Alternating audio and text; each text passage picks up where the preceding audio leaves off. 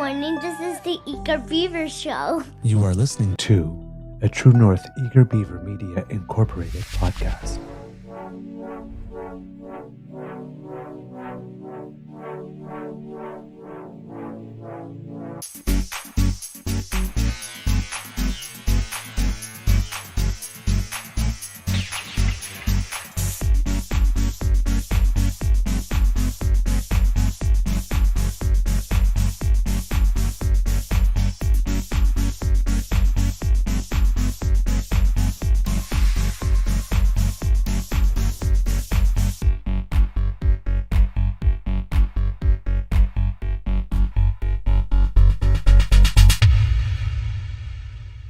The True North Eager Beaver podcasts are proudly brought to you by our founding sponsors, the Misfit Mysteries from Corvid Moon Publishing, your source for science fiction, fantasy, and cozy mysteries featuring a broad diversity of characters, CanadianTarot.com, your uniquely Canadian online eclectic tarot community, and the Peppermaster, hot pepper sauces made from farm-fresh ingredients to thrill your taste buds and expand your mind.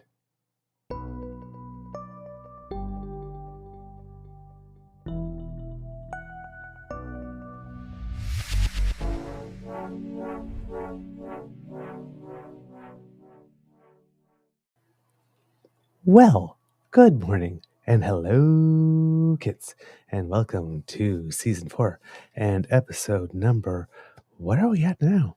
386. 386, yes, of the Daily Beaver Morning Show here on the Crier Media Network.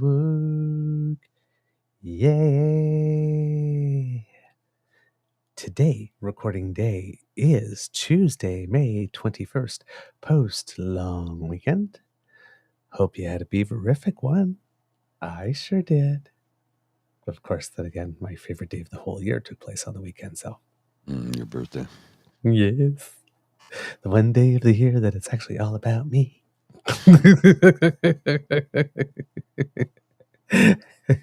Well.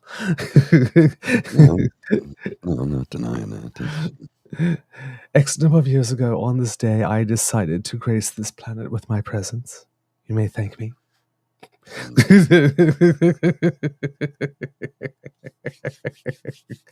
So, yes, great weekend. Family, friends, a little art, a little culture, some cake, right? Cake. Ice cream, and all calorie free because it's birthday, which is the law, at least here in the realm of the Beaver Lodge. Queen Beaver said so. She makes the rules. So, yeah, lovely weekend. So I hope you had one too. I'm your host, the Eager Beaver, pronouns he, him, hey, Mr. Beaver. And with me, as you can hear, is my good friend, Mr. Grizzly. A big thank you goes to our podcast founding sponsors, the Peppermaster, the Misfit Mysteries from Corvid Moon Publishing, and CanadianTarot.com. Mr. Grizzly, how's your mental health today? Okay. I'm just really tired. Long weekends are enjoyable, but you seldom get any rest during a long weekend, and that was definitely the case for me. It was nonstop, back-to-back, wall-to-wall busyness. I mean, I was at a barbecue yesterday, a Brazilian barbecue, where the amount of steak that was served was like, Meat sweats? Good Lord. Meat sweat level? Oh, way beyond that. I went to Brazilian barbecue once, had meat sweats once. Never again do I want them. It was not fun. Oh, there was so much food. It was great. Oh my God. It was so. The food was great. Yeah, the meat sweats were not fun. There was multiple helpings of steak. Let me see. I think I did take a picture of round 2 as it was about to get put onto the queue. And it was he went with charcoal briquettes, proper charcoal briquettes. Ooh. Where did it? Oh, sorry. No, I do have it somewhere. But, that needed more bass. I have it somewhere. I'll just I'll zip it up here in a minute, and I'll put it on the screen so everybody can see how much food was consumed. It was just, oh good Lord, so much food. So much food. So, yeah, like I mentioned, everything went well here. I'll have a couple of photos for you as well, kits later on from the play and stuff. But yes, last show, sold out house, standing ovation. Family was there. My niece and nephew got to see it. It's only the second time they've seen their Uncle Douglas on stage. And the most cherished thing of all is my niece gave me a friendship bracelet. Oh, cool. Cool. Uh-huh. Boom, boom, boom. I'm in the club. Nice. So, yeah. I mean, come on. When you have one niece, I guess the second she sees you, she says, I got something for you, and puts a friendship bracelet on. It's like, that's a good moment. Does the soul a lot of good. So it was a beautiful weekend. All right. Did you do anything this weekend? Yeah. Did a lot of work around the house. Did some work in the studio. Did some work at Bridget's place. Got a lot of walks in with Ms. Lola. And, of course, Brazilian barbecue yesterday. And there was round 3. Oof. Oh, no, that was round 2 of the steaks. There was 3 rounds of steaks like that. Oh. 3. A lot of food. Woohoo. All right. In the news, Kids and Cubs, relatively slow.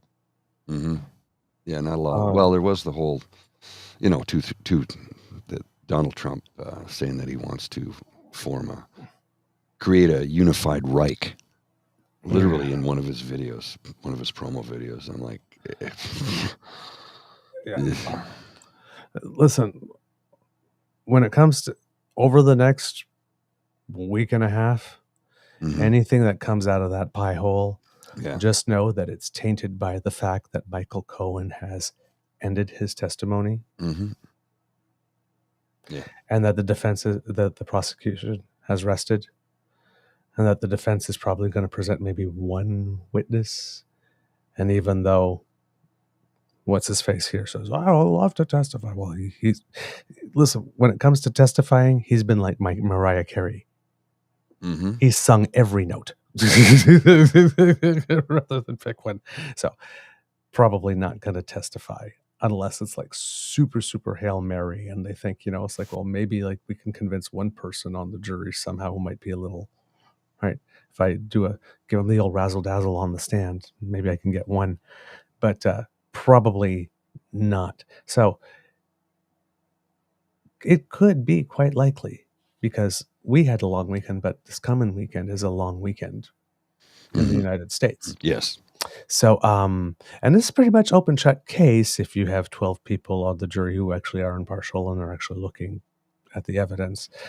So, this could very well be that the defense presents this one witness. They rest today.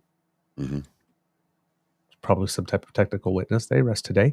The jury is deliberating, and you know what?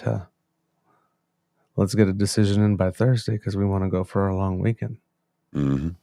So Ronald Frump Rump Roast, I guess, may actually be a convicted criminal by the end of the week. It's entirely possible. So he's going to be moving a lot of wind.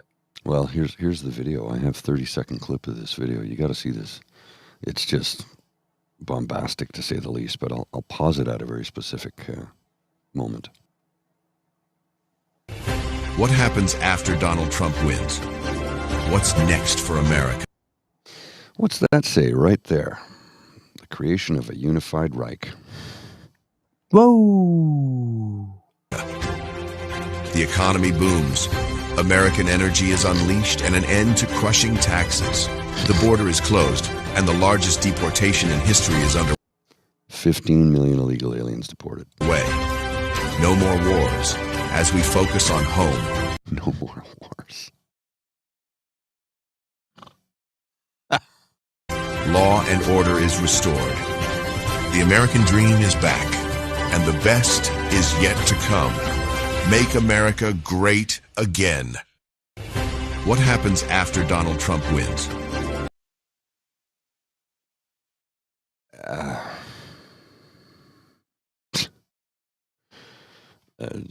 Just, yeah. Did we just see that? Yeah. 15 million illegal aliens deported. You do realize that will crush the U.S. economy if that was to happen. Do you know how many industries rely upon illegal aliens to get shit done? I'm not joking when I say that, because they're paid under the table at less than minimum wage. And these businesses rely upon it. What will happen if they deport 15 million people? Their economy is going to crash. You can't take 15 million people out of the workforce. Yeah. Bombastic. Over the top. Whoa. I told you. I'm speechless. I know. He literally, he keeps telling us exactly who he is, you know. A unified Reich. Oh, my word. Yeah, AP's picked up on the story, too. Some social media account shares a campaign video with a headline about a unified Reich. Like, yeah. Oh, my word. Yeah, I know. Yeah, okay. You're seldom speechless, but here we are. Yeah. I'm going to the AP article. A video posted to Donald Trump's account on a social media network Monday included references to a unified Reich among hypothetical news headlines if he wins the election in November. The headline appears among messages flashing across the screen, such as Trump wins and economy booms. Other headlines appear to be references to World War I. The word Reich is often largely associated with Nazi Germany's Third Reich, though the references in the video Trump shared appeared to be a reference to the formation of the modern pan-German nation, unifying smaller states into a single Reich or empire in 1871. Yeah, except what states is he unified? Okay. The 30-second video appeared on Trump's account at a time when the presumptive Republican nominee for president, while seeking to portray President Joe Biden as soft on anti-Semitism, has himself repeatedly faced criticism for using language and rhetoric associated with Nazi Germany. Posted and shared on the former president's Truth Social account while he was on a lunch break from his Manhattan hush money trial. Yeah. While you're in court for a criminal trial, maybe not issue propaganda with references to Third Reich in the. I'm just saying, if you want to improve your odds, what the fuck? Well, one of the one of the tweets I'm reading right now. I'm not going to put it on the screen, but I'll say it once. All we have to do now is let Christy Nome know that the orange turd is a sick puppy, and all our problems will be solved. Oh my God, that's not that. No, I can't make those. No. Those are. That's why I said I'm not putting it on the screen. I'm just like, wow. Jeez. Those are. Oh boy! Wow. Yeah, and listen, you've probably seen it as well since we're talking U.S. It devolved into a shit show the other day between Representative Jasmine Crockett, who I think we've shown once on this show because she had just delivered a Julia Sugarbaker style takedown at one point. And yeah, there was, I'm not exactly sure what committee was meeting or something, but it was a committee on which Marjorie Taylor Greene was also sitting. And it's devolved very, very quickly. Now there's a whole bunch of stuff that has fallen out of this in terms of debates about language, debates about racism.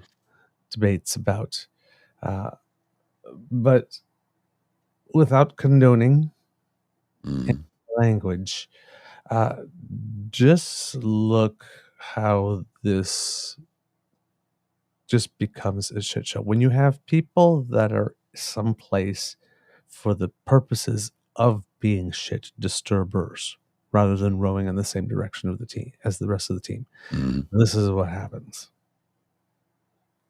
I'd like to know if any of the Democrats on this committee are employing Judge Mershon's daughter. Please tell me what that has to do with Merrick Garland. Is she a porn star? Oh, Goldman. That's right. He's advising. Okay. He's advising who? What? Okay, let's put a stop right there. Okay, they're at a committee hearing this because some people want to file articles of impeachment against the Attorney General. She's asking about, Marjorie Taylor Greene's asking about Judge Mershon. Judge Mershon is the judge in Trump's case. Are any of the Democrats employing his daughter? And somebody says, is she a porn star? Okay. Trump's got a gag order where he can't go and defame everybody. So now he's gotten everybody on the Republican team to do it for him because there's no gag orders on them. They're showing up at the court now. Some of them have even missed time in the legislature to show up at court. The speaker, Mike Johnson, went to a mic and basically said that the justice system was corrupt. The Speaker of the House, the Speaker of the House is telling the American people. And this is what we get. Are you hiring her? Are you hiring the judge's daughter? Is she a porn star? Yeah. Then. Do you know what we're here for? You know we're here about AG. I don't think you know what you're here for. Well, you the one talking about. I guess I think your fake eyelashes are messing up. No, what you're ain't reading. nothing. Hold on. Listen. Order. Mr. Chairman, That's beneath would even you you please regain order of your committee? Order. I do have a point of order, and I would like to move to take down Ms. Greene's words. That is absolutely unacceptable. How dare you attack the physical appearance of another person? Are your feelings hurt? Her words down. Aw. Oh, girl, baby girl. Oh, really? Don't even play. with Baby me. girl? I don't think we are going to so. move, and we're going to take your words down. I second that motion. So who will have to pay us? Okay. That's how Ms. Green agrees to strike her words. I believe she Chair just apologized. recognizes No. Mr. Perry. She just Okay, apologized. hold on. Then after Mr. Perry's going to be recognized, then Ms. Green I'm not has 4 minutes and apologizing. 21 Well, seconds. then Okay, you're reserve not the right to striking your object. words. I am Mr. not Perry. apologizing. Now let's go. Come on, guys. Why don't you debate me? Mr. Chairman, the it's minority. pretty self-evident. You're not. Yeah, you're not. out of order. You don't have enough You're out of order. intelligence. Chair recognizes Mr. Perry. Okay, move to strike I'd like to I strike move to those strike the words lady's as well. I move to I would strike like to strike as the lady's well. words again. That's 2 requests to strike. That's 2 requests to strike. Oh, they cannot take the words. There's another motion to strike her words again. Please All right. get Okay. your members under Here's control. the correct parliamentary. Ms. Green, do you agree to unanimous consent to strike your words? I repeat again for the second time. Yes, I'll All strike right. my words, That- but I'm not all right. apologizing. Without objection. Without Not objection. apologizing. Chair, 21 seconds. Mr. Chair, point of order. Who's It's me. Ms. Crockett? I'm just curious, just to better understand your ruling. If someone on this committee then starts talking about somebody's bleach blonde, bad built butch body, that would not be engaging in personalities, correct? A what now? Chairman, I make a motion to strike those words. I don't think that's Hold a on. I'm parliament. trying to find clarification on what qualifies. Chairman, motion to I had strike no those idea words. what you just said. We're not gonna do this. Look, you guys earlier literally just You just voted to do Y'all it. did it first, so you don't want to talk about it. voted to do it. Order. I'm trying to get Okay. clarification. Look at calm down. No, because this I is would what like y'all to get do. through proceedings. So I'm trying Hey, to get Ms. clarification. Crockett, you're not Y'all wanna recognized. play Ms. games. Crockett. I can't hear you with your And yelling. You don't want me Calm to down. Be, Can no, you please calm don't down? tell me to calm down. Calm down. Because y'all Please talk calm noise, down. and then you You're can't out of take control. Because if I Look, come, Chairman, if I can come we and send talk outside to shit take a about break her, for 5 y'all minutes? gonna have a problem. Chairman, Mr. Order. Chairman. All right, Sorry. Chair. I don't know why Okay. you're Order. acting Chair like now that. recognizes. Jesus. Bleach blonde, bad built butch body. the preschool from which no one graduates. Clearly. Jasmine Crockett, I don't think you should try and take her on. She's a black congresswoman from Dallas, Texas. That lady knows how to be tough. Marjorie Taylor Greene was only there to cause shit. Mm-hmm. That was it. Only there to cause shit. Nothing more. There's nothing she said in that whole that had anything to do with why they were there. That's why Jasmine Crockett says, "Do you know why we're here?" Mm-hmm. Was to discuss your guys' move to try to impeach. Mm-hmm. She's sabotaging her own party's move to try to impeach Merrick Garland by bringing up Mershon and sending the whole thing. She's not very smart. She's really not. Nobody likes her. And I give permission to strike the words, but I don't apologize. Sounds a lot like I withdraw and replace. Mm-hmm. Yes.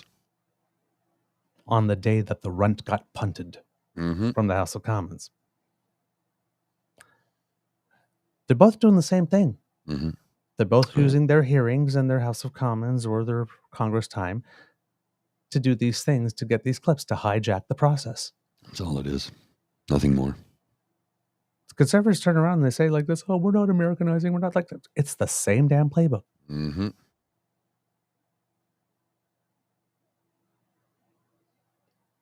I withdraw and replace was the Canadian version of this. Yeah. Yeah.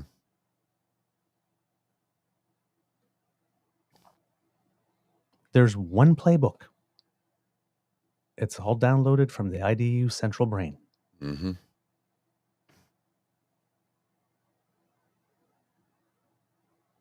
None of this is original. None of this is because they're stupid or they're obtuse. This is a plan. It's strategic. This is what they are doing with your money. Well, this is how they are respecting your time. We got to demand better. Yeah.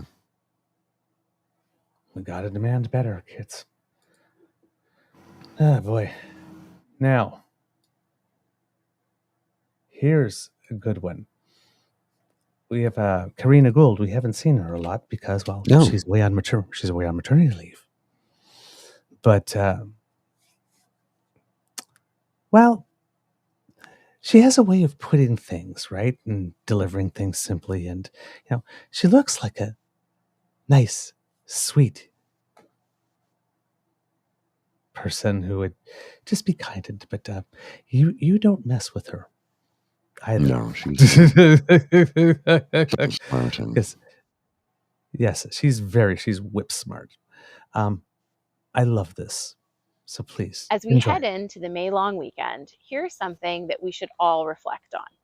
2 weeks ago, Mr. Poilievre said the quiet part out loud. In speaking with the Canadian Police Association, he casually mentioned that he was going to make his own laws and use the notwithstanding clause to make them charter compliant.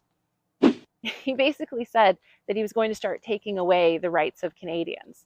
But he intimated, don't worry, not your rights, the rights of others.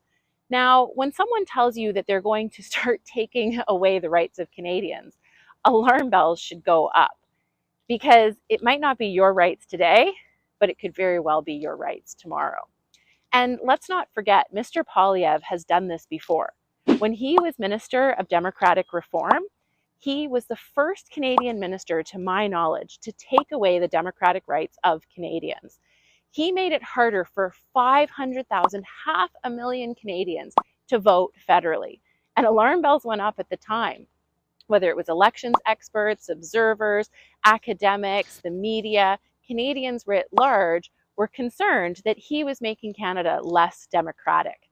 And if you are worried and watching what's happening in the United States with horror when it comes to reproductive rights, just remember, his anti-women's rights conservative MPs and the anti-choice movement here in Canada are already thinking about how they can apply those same laws and make it harder for for Canadian women to access abortion and healthcare here in Canada.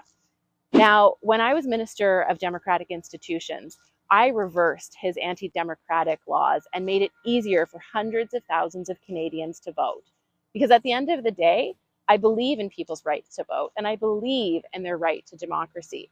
And our government is committed to making sure that we uphold the rights of Canadians, whether it's their right to access abortion, their right to healthcare, or their right to participate in democracy. We are going to do that. So this long weekend, I challenge you to figure out how you are going to continue to protect our rights and freedoms. And I'll give you a hint. It starts by telling Mr. Poilievre to keep his hands off of the rights and freedoms of all Canadians. Don't miss with Miss Gould.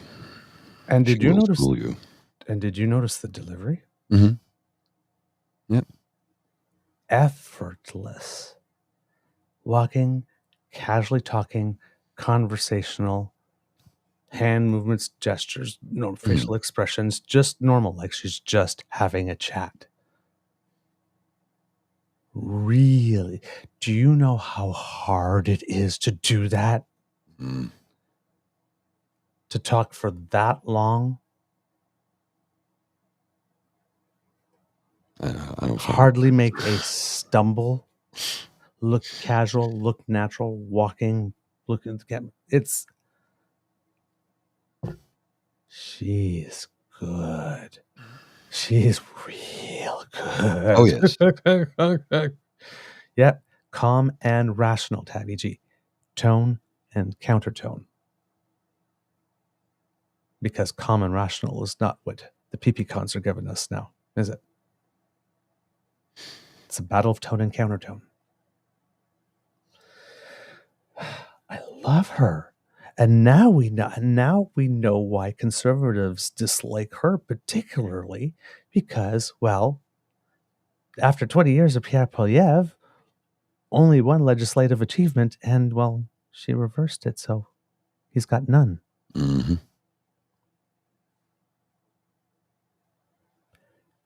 2 decades of Poilievre.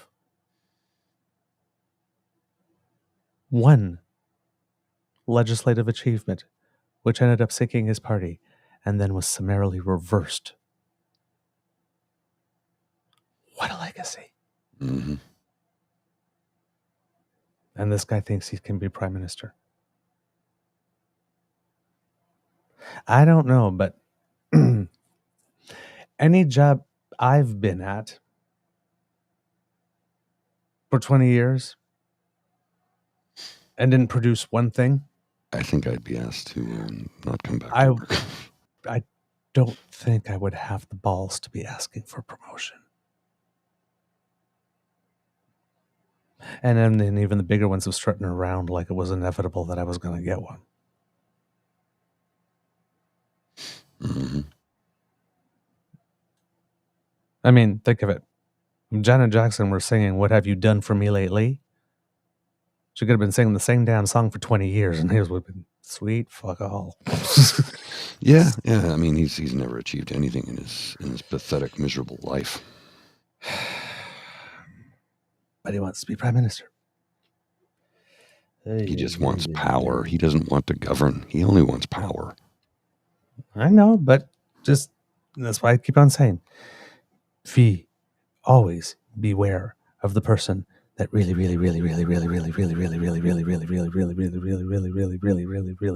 wants power. Mm-hmm.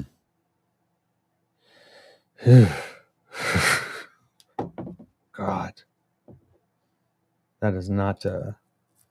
Not good at all. All right. I just found out that all the research I did for today's show just magically vanished. Oh, that happened. From the file where I saved it. Oh, so I'm from this point on, I am flying by the seat of my pants, kids and cubs, just so you know. Yep. Everything just it was on my screen, and it's literally, well, I'll show you.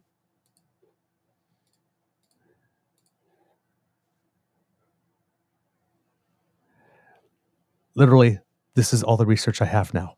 Everything just disappeared. Really? That's it. Those are my notes. I had like 4 pages of notes, and that's all that's left. It just vanished right off my screen. I have no idea how that happened. But that's not a problem, because I remember where I got this first material. So I'll just have to go back to that. There's a big developments, not so much in Canada, but in the internationally, if we're talking about the Israel-Gaza thing. We talked about the legal action, I guess I could call it, at the International Court of Justice, where South Africa was leading the way and other countries were coming in, and they were trying to get the International Court of Justice to deliver a ruling. And the International Court of Justice doesn't really have teeth in the way that the International Criminal Court does. So it seems that the International Criminal Court is now considering issuing warrants in the whole thing. And if they're issuing warrants, it is for war crimes, right? Or crimes against humanity or something. Right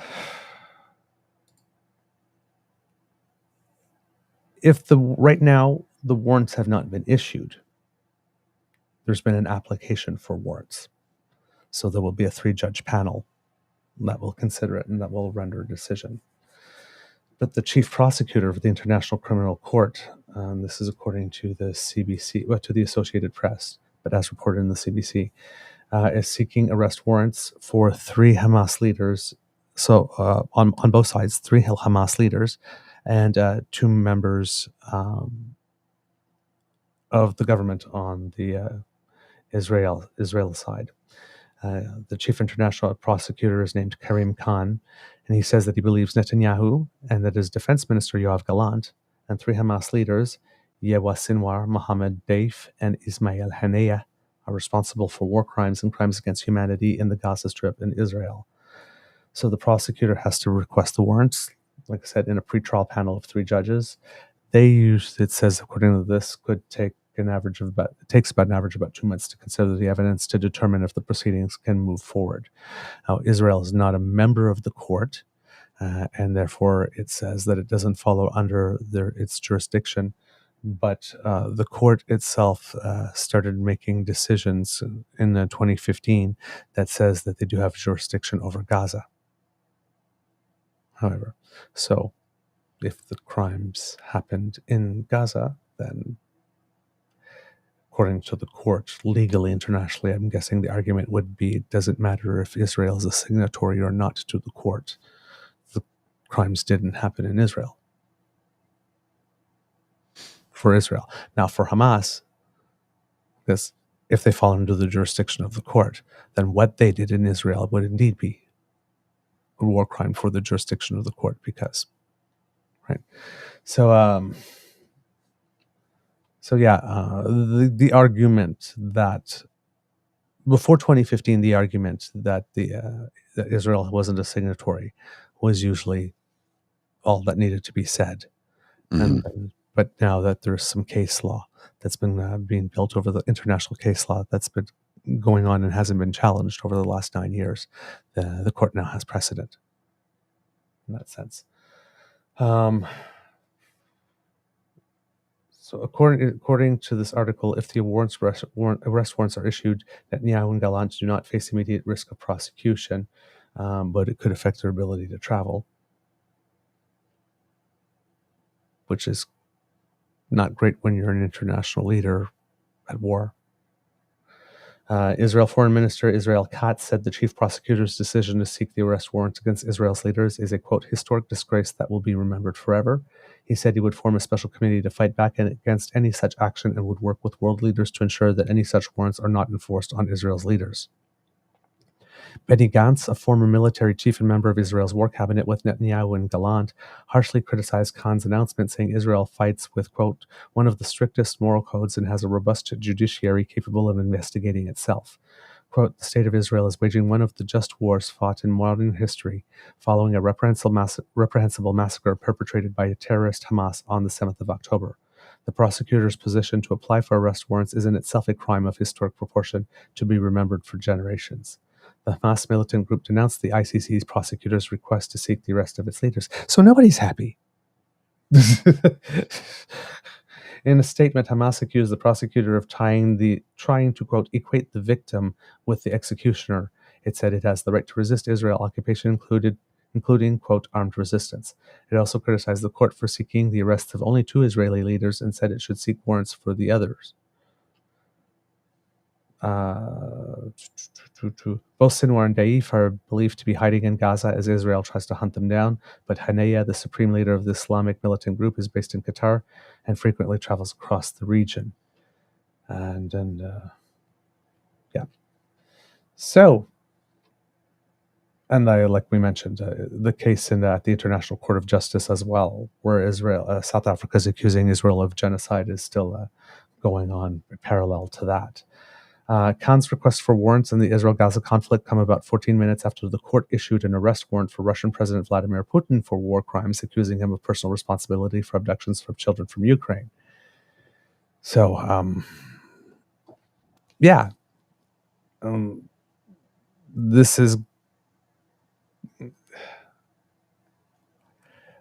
this raises things up a very significant notch. Mm-hmm.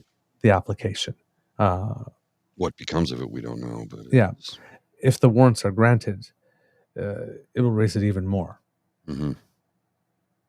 Right, and it seems that over there are also some. Netanyahu's government is not as united as it was. So you have Benny Gantz, who we mentioned here, and Yoav Gallant, who is now as a warrant. Both of them, these terms are all like really relative, for lack of better words. They're more moderate than Netanyahu. So they're kind of like thinking, you know what, this is my stop. Mm-hmm. One of them actually like sort of put out an ultimatum saying, like, you know, if things weren't fixed by about, you know, June 8th or something, that they would walk.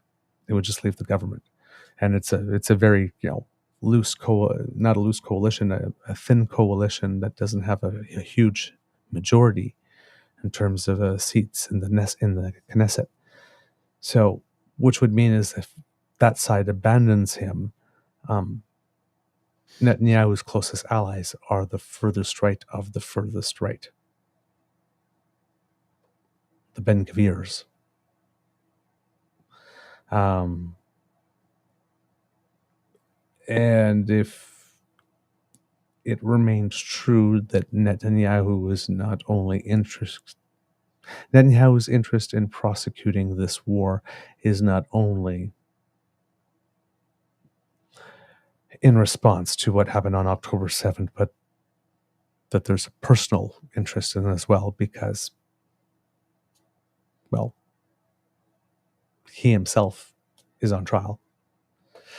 Or not on trial, I don't know how, I don't would say, but he's at risk for corruption of various kinds of going to jail himself, which is why he was trying to change the laws for how the Supreme Court can do its thing, that was leading to the protests that were happening in Israel before all of this started. So Netanyahu has a vested interest in keeping this war going for as long as possible, because so long as he's doing that, he assumes he cannot be prosecuted for everything that happened before the war, for which his own country was prosecuting him. So yeah, it's quite possible that in a few months from now, Israel could have a new leader. It's entirely plausible, yes. Because of Benny Gantz pulls his support and brings his faction with him out, it becomes much harder for Netanyahu to prosecute the war. And if his allies are only the people who are on the furthest right, that only sets him up to be doing things that are even more violent. And arguably genocide-y. I'm not. This could take a bad turn. Mm-hmm. Because once again, as was the case for the president of Iran, it's the devil you know. It's who replaces. And in that case, what they're talking about, it seems that I didn't know this, but until this morning, but the supreme leader in Iran, the Ayatollah Ali Khamenei, he's 85. Mm. So Ibrahim Raisi really was his protege. He was like the next in line. It was just going to be him. And now it looks like the successor will be his eldest son, the current supreme leader's eldest son. So now it starts looking a bit like a family dynasty rather than a... So, but again, is everybody in those upper echelons going to be happy with that?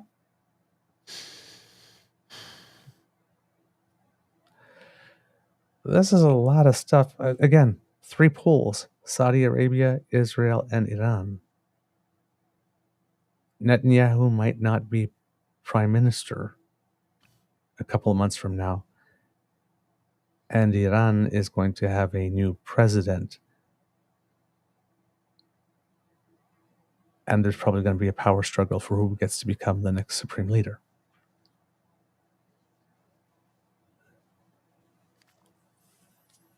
That brings lots of potential for instability. Mm-hmm. And really, really bad decision making. So, hold on to your hats, kids.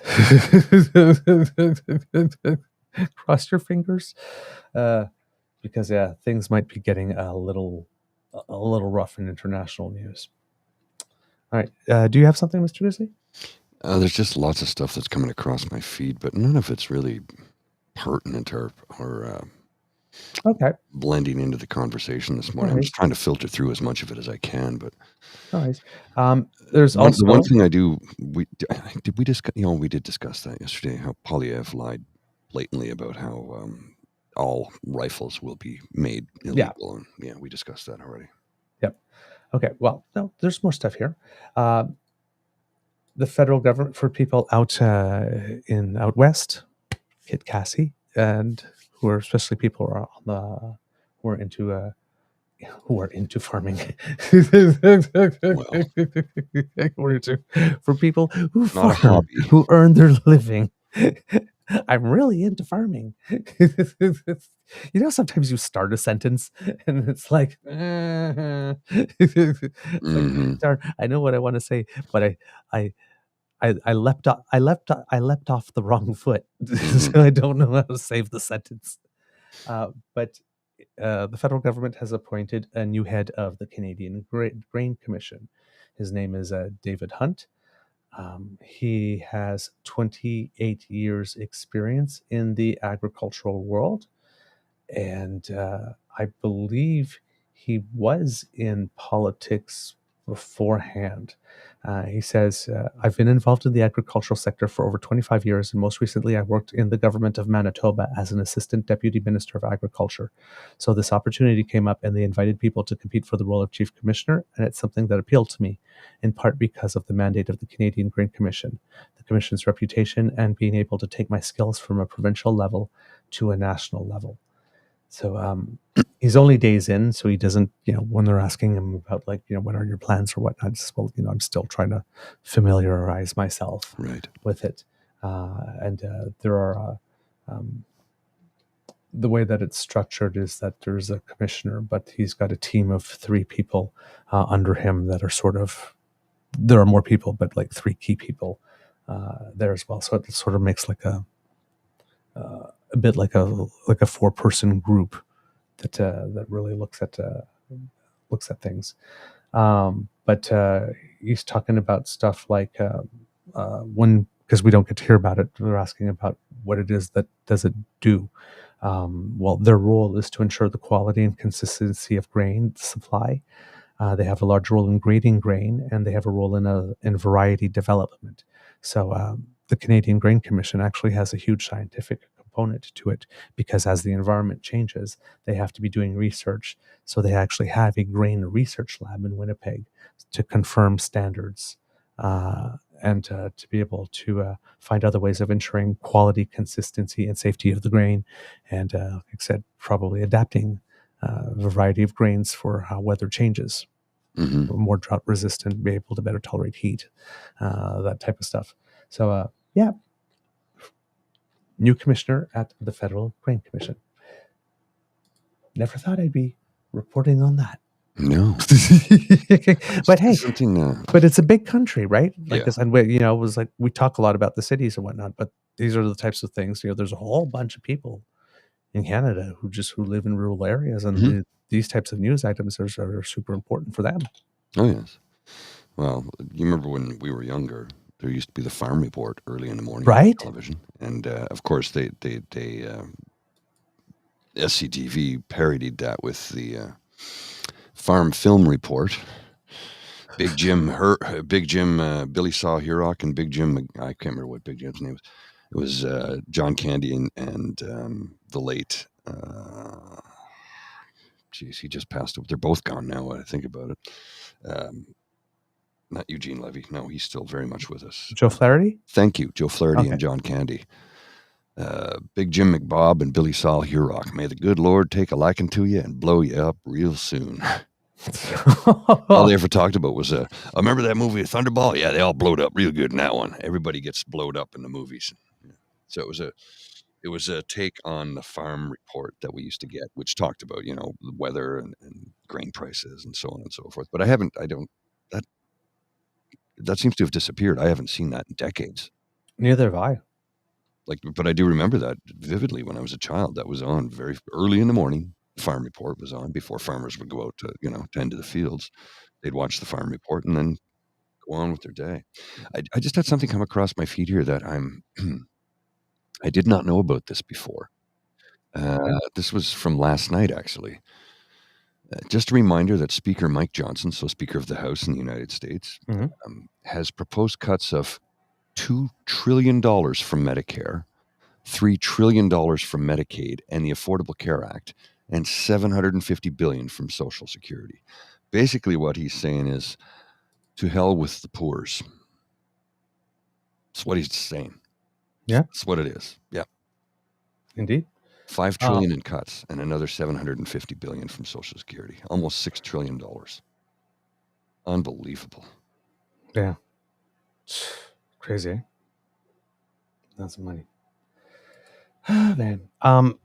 Jagmeet Singh is using his favorite word again, forced. Of course. But this case, he's going to force a vote in the House of Commons on imposing an excess profits tax on big grocers as Canadians struggle with rising foods. He sent a letter to both Trudeau and Poilievre stating that they were prompted to act, quote, because both of them refused to meaningfully tackle corporate greed. Quote, due to your failure, Canadians are paying high prices and they've had to take matters in their own hands by boycotting big grocery stores, forcing big grocery chains. Sorry, I forgot to drink. Big grocery chains to pay what they owe would encourage them to lower their prices.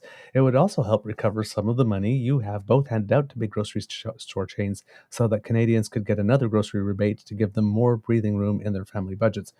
When he's talking about more money, there was another $26 million through that Environment Adaptation Fund or whatnot to help Loblaw and another chain, I can't remember which one it was, to buy more equipment that would reduce the carbon footprint.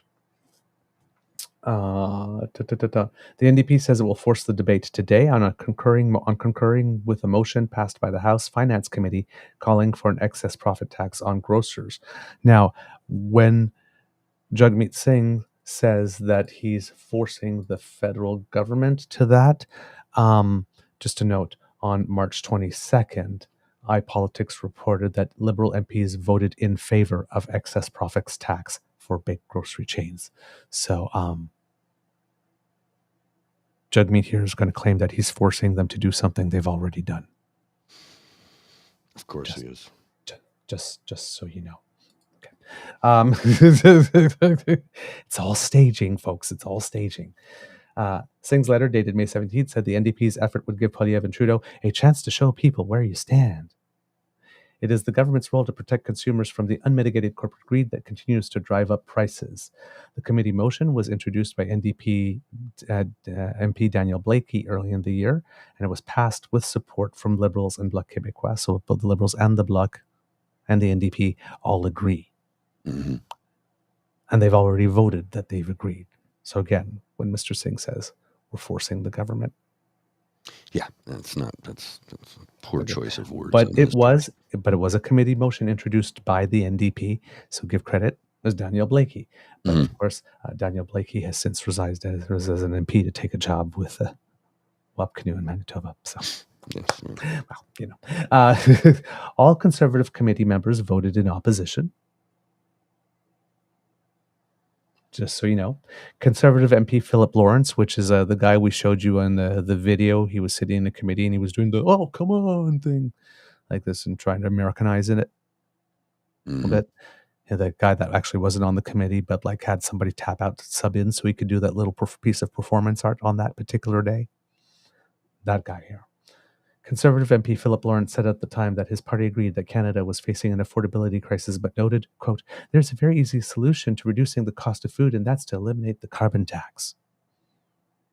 Yes, and once you've eliminated the carbon tax and the grocery chain just decides to not change the price whatsoever, or you've eliminated the carbon tax and your loaf of bread goes down 1.2 cents. Mm-hmm. Oh, how we'll feast tonight.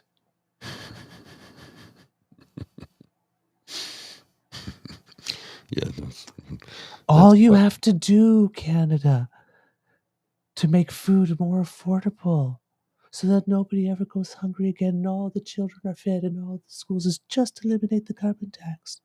And then if you still can't eat, well, it's your own damn fault because you're just too damn lazy. Pull yourself up by your damn bootstraps. We got nothing for you. Yeah. See, because I thought we eliminated the carbon tax. You should be able to eat now. The school food program was actually going to help with that problem. That was the one the Conservatives voted against, feeding children. Remember that. Remember that when you vote next time. Remember that, folks. They voted against feeding children. They're supposed to serve all Canadians, but I guess kids can't vote or donate or run a corporation. So I guess we'll fuck them, right? Mm-hmm. They don't need to eat. Come on, Johnny. Canada can't afford Pierre Poilievre's next round of trips. And to make sure you get some pablum. Who's going to be my little trooper? You are. You'll take the hit for Uncle Pee-Pee, won't you? Yes, you will. Who's a good boy? That's the Conservatives. Mm-hmm. Seriously. Yeah. Yeah. Terrible. We can't afford Daddy Pee-Pee's basket of apples for his new rally and your kidney transplant this year. You gotta, he needs that rally apples. Gotta have the rally apples, man. Gotta have them. Besides, you only need one kidney. Yeah, you can survive with one. Come on. Find that rugged individualism. Mm-hmm. Ugh. We gotta wrap, sir. I have to take care of a couple of things before I head into the office, and I'm running really short on time. So let's put a bow on this one.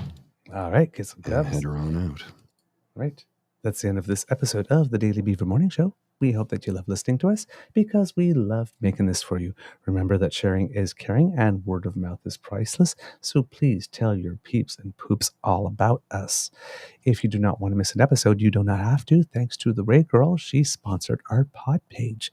And if you scan the QR code that Mr. Grizzly will just put up right there, right on cue. Thank you, good sir. Or go to podpage.com/The True North Eager Beaver, lowercase letters with a hyphen between each one of those words. When you click subscribe there, when we have something fresh off the bandwidth, boom, it comes directly to you.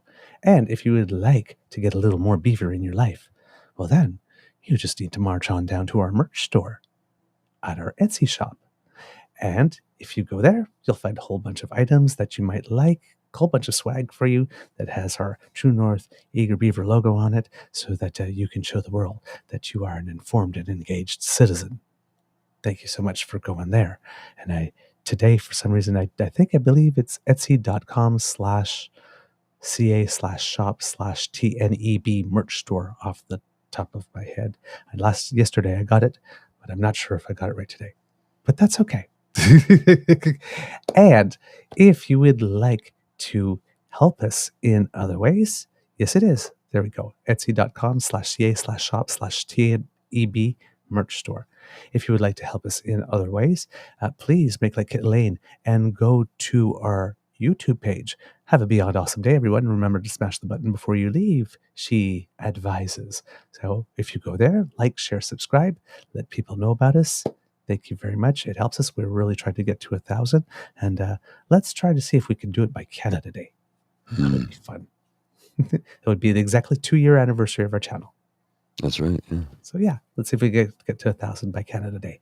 And if you would like to help us in another way still, the QR code by Mr. Grizzly's Head brings you to our tip jar. So if you like the show, you find that we bring you good information and solid analysis, and we curate news for you that you enjoyed listening to, and maybe you just like us. And you want to encourage us to do more, please go over there and treat us to a cup of coffee or a cup of hot chocolate. We would really appreciate it. Thanks. From the Beaver Lodge, this is your because democracy is something that you do. I am sorry. If you live in Nova Scotia, there is a by-election today, I believe, in the town of Pictou. So whatever by-election is there, for some reason the riding is not there. Pictou West, sorry, there you go. So if you're there, please make sure that you go to vote. Very, very, very important. From the Beaver Lodge, this is your Eager Beaver saying it could be a tough world out there, so please be kind to and gentle with yourself. Mr. Grizzly, some words of wisdom, please. I'm going to borrow them from somebody else this morning because I'm really tired. Okay. This is somebody doing something nice for a family member in a very strange way. If you're familiar with this individual, maybe you are, maybe you aren't. Let's just say he's a character in and of himself. This is Two-Turnt Tony, who is on TikTok, and I'm just trying to load up a video here from him on Twitter. It's a TikTok video that he has on Twitter. And, he's helping out his sister. And it's kind of, just watch. So my first OnlyFans paycheck came in today, and I'm going to use 20 grand of it to pay off my sister's student loans. Because why the fuck not? Anthony, you're going to break my fucking door! Oh my god, ow, oh my god! What is all this? That is your student loans. What? Paid in full by my penis. It's really weird, but thank you. A blessing what you did for your sister. But did you ever think you should take that fucking money and buy your own fucking house?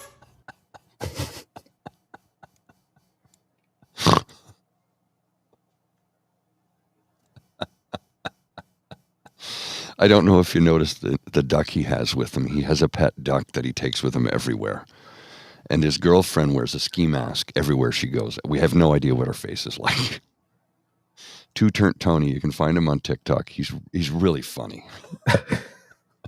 And that was, like I said, he did a nice thing for his sister in a very strange way. Just right word. Okay. Speechless to start, speechless to end. I'll see ya.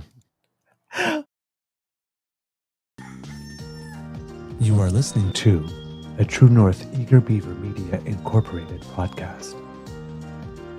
The True North Eager Beaver podcasts are proudly brought to you by our founding sponsors. The Misfit Mysteries from Corvid Moon Publishing, your source for science fiction, fantasy, and cozy mysteries featuring a broad diversity of characters. CanadianTarot.com, their uniquely Canadian online eclectic tarot community. And The Peppermaster, hot pepper sauces made from farm-fresh ingredients to thrill your taste buds and expand your mind. We are grateful to the Crier Media Network for its support, Pete Jarvis for our artwork, and Paul Joseph Something for our opening and closing sequence music.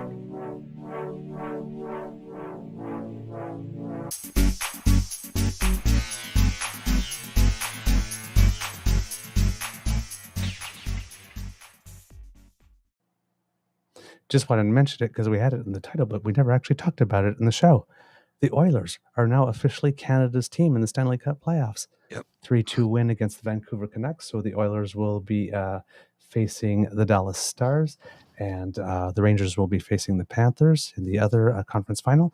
And I really do want to see a whole bunch of Edmonton Oilers fans in Oilers gear dancing the Beyonce dance to This Ain't Texas when they come to town. Well, boom. It's a Somebody make it happen. Tex-Alberta conference final. Woo! This ain't Texas. Woo! Come on, Oilers, go get it. I'll see you.